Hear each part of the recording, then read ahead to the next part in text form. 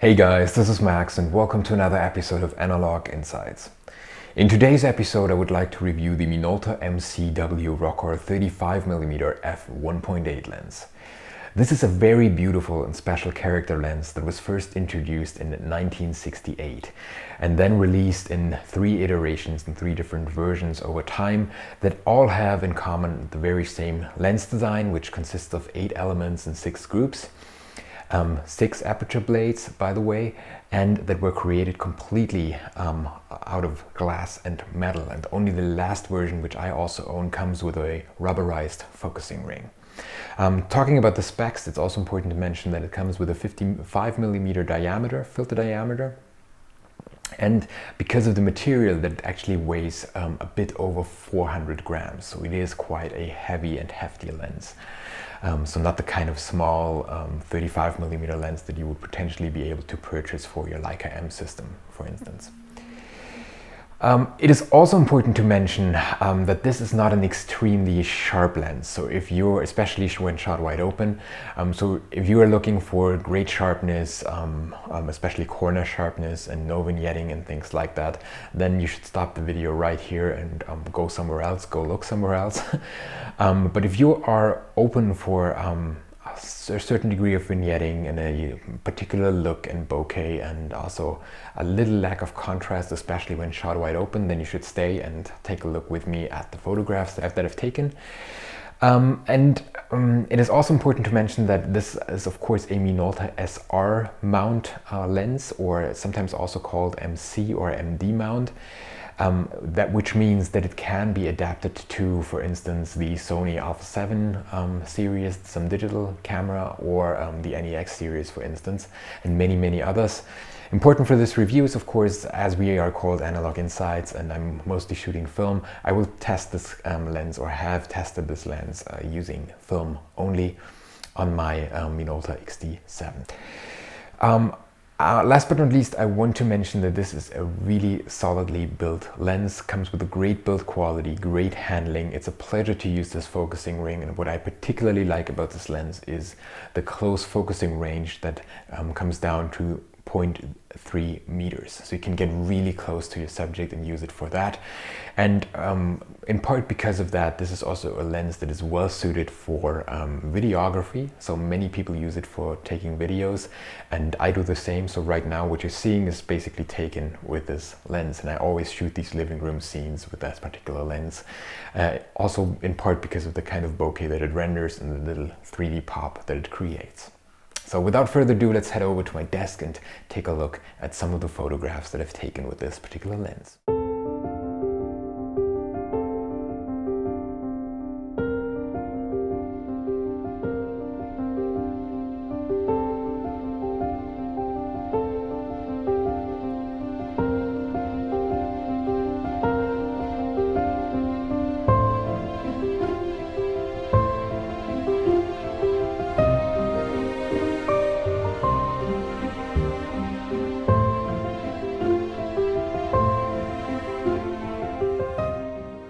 So now let's take a look at some of the images that I took with this particular lens. And if we look here at the first one, we can instantly get an idea of the kind of shallow depth of field that we can create with this f1.8 lens, and also the beautiful bokeh that it potentially renders. So this one was shot wide open, and as you can see at rather close range, it is overall a soft lens, so you don't get a lot of contrast here, not a lot of sharpness, especially when you shoot it wide open. You also have a lot of spherical aberrations and a tendency to glow when shot completely wide open, as right here. But at the same time, you can see this creates a certain look to it, a certain dreamy, beautiful atmosphere.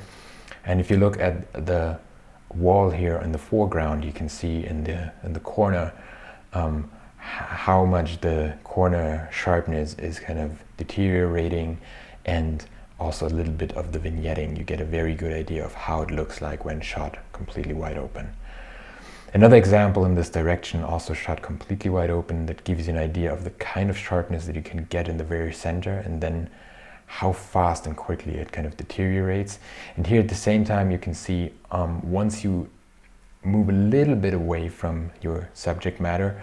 It can also happen that the bokeh becomes a bit more busy, as you can see here in the lower left quarter of the image. And that sometimes it becomes really bad, but as long as you're really close, you can really confidently shoot it wide open and also rely in the bokeh to be quite beautiful and render quite nicely. Here's another shot stopped down a bit to, I believe, 2.8 in this case, and as you can instantly see, the sharpness increases significantly. You also lose quite some spherical aberrations, the glow is reduced, and the corner sharpness significantly improves. And here, as with every lens, this particular lens has a sweet spot as well that is somewhere around f8, which is pretty common, as most of you will know. So if you would shoot landscape with such a lens, I would always recommend to use it at f8 or f11. But it becomes significantly better once you stop down to f2.8 or let's say 5.6. This is perfect. This is a really nice way of using this lens. And even here you can see, okay, it retains a certain character and a certain beautiful bokeh and softness to it without looking completely unsharp, so to speak. Especially in the image center here, it's really, really beautiful and sharp. Another example in the same direction that gives you an idea of the kind of transitions and dreamy mood that this particular lens creates. Again, this image also indicates the kind of vignetting that it would produce. So here in the lower left corner and in the upper left corner you get the indication, and we should disregard a little bit the right lower corner because of course here is something black in the foreground. By the way, these particular images were shot on Kodak T-Max 100. Another one, for some reason this lens also tends to encourage me to do vertical compositions for some reason. Here you get another sense of the kind of sharpness it can produce. I believe this one was shot at f2.8, and still the foreground kind of gets a very nice look to it, the kind of depth of field that you can create in the background here. And again, we see some first indications of busyness in the bokeh on the right of this particular image, but nevertheless I really, really like it. Here again, just to illustrate the sharpness and also that it is well corrected, you do see some little turn, like a little curve in the lower left corner with respect to that background line here. But with respect to the sharpness, it's really, really impressive. And again, we have the same vignetting. This one again was shot almost completely wide open, around f2.8. Here's one more shot that I just liked to show you and that I particularly like for the kind of feeling it creates, the different shades of gray that we have on that particular wall here. For me, this is the kind of lens that always manages well to transfer the feeling of textures and things like that, that give me a feeling of how is the light, how is the texture of something, and that kind of draws me into the image. And that, in my opinion, works particularly well on film, but as you can see, me using it for videography also quite a bit. I like it there as well. I cannot really comment on how it works for digital. Here's one more image where I deliberately chose to stop it down a little bit and give you an indication of how it can look like when shooting architecture, for instance, and where you have different layers and where you have a lot of the image being completely sharp. And again, as you can see here, when you look at the corners, there's hardly any lack of corner sharpness. There is a little bit of a decrease in corner sharpness, of course, but you don't have hardly any vignetting here. You don't have any spherical aberrations. So this is really looking good in my opinion, just because it was stopped down a bit to f8. And then here again, if you look at the background here and how it renders, the clarity that you get in the images. I really like this. As always, I also wanted to briefly show you some portraits that I took with this particular lens. I had established this habit the last couple of weeks of taking this lens with me for portrait sessions, mostly shooting it at f2.8 again, because of course I do want to have some background separation of my subjects, and at the same time I won't be that particular close, so not much closer than I am here right now, because it is a 35mm lens, and only if I deliberately want to have distortions I would do that. And here you already can see some distortions in her legs, and which I like in this particular image, by the way.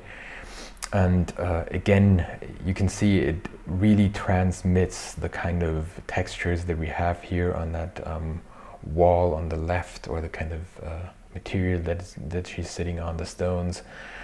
And at the same time you get the texture of her skin, you get very nice gray tones and all that transferred to that lens and captured, and even the details of all the little pebbles on the floor that really pop out. I really like that look of that particular lens, and given the fact that it is from a lens design from 1968, it keeps surprising me. I really like that look. One more image shot at f2.8, and here I also deliberately used the feel of distortion and integrated that a little bit to the image, and used elements of her legs to kind of cross the image and create some lines through it.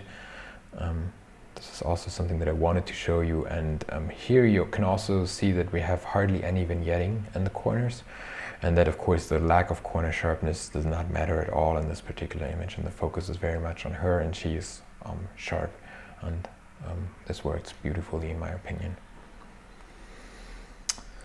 Then a couple more images of Sophia, whom some of you might know from our latest Story Behind the Shoot video that took place in the birch forest. And here this is from our first test shoot that we did together. And here I just like the look of this wall in the background, and how you can really see how the sharpness decreases and moves towards the background with this wall. And I really like that, and just wanted to show that to you.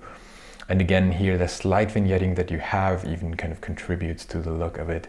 And in my opinion, the area that is supposed to be sharp, in this case her face, of course, really pops out and stands out, and looks beautiful in my opinion. Another one shot, by the way, on Ilford Delta 100 in this particular case, a very sharp and nice T-grain film, as most of you will know. By the way, in direct sunlight here, and this is also the reason why I stopped down a little bit, as far as I remember, for this kind of shot, so you don't have the very strong separation between her and the background. But thanks to the strong light and the shadows, you do still have a separation, and at the same time these shadows are very sharp, and that's why I like this image so much, and also wanted to show you that. And again, we have the brick wall in the background that really comes out nicely, and some shadows from a tree as well. And again, if you look at her clothes, you get a feel of the texture of the individual elements, in my opinion. And again, the part that is in focus really pops out, stands out. You get this 3D pop to it. And even if you look at the shadows on the upper left corner of the image, the part of the building, that the shadowy part, that looks beautiful in my opinion, really strong and 3D. And one more in a similar direction, similar sunlight, also at least stopped down to f5.6, I believe. I just really like this image and wanted to show it to you, and I was lucky in this particular case to have some wind blow in there. And again, if you look at the sharpness, overall very good. As mentioned before, once you stop down, the center sharpness and even mid-range sharpness increases significantly, and you can see that here. So one final one, and I hope you enjoyed these images from these portrait sessions as well. As you can see, I increasingly try to use a 35mm lens for portraits as well, and I can highly recommend this one. So thank you very much for watching. I hope you enjoyed this review of this very special character Minolta lens. If you did, please remember to like this video and maybe even share it with your friends. And if you want to see more videos like this, please subscribe to our channel. And don't forget to leave us a comment in the comment section below, or if you have any questions, feel free to ask them. By the way, this video was created because of one comment below one of our other videos where I used this lens. So again, thank you very much for watching. I hope to see you soon. Bye.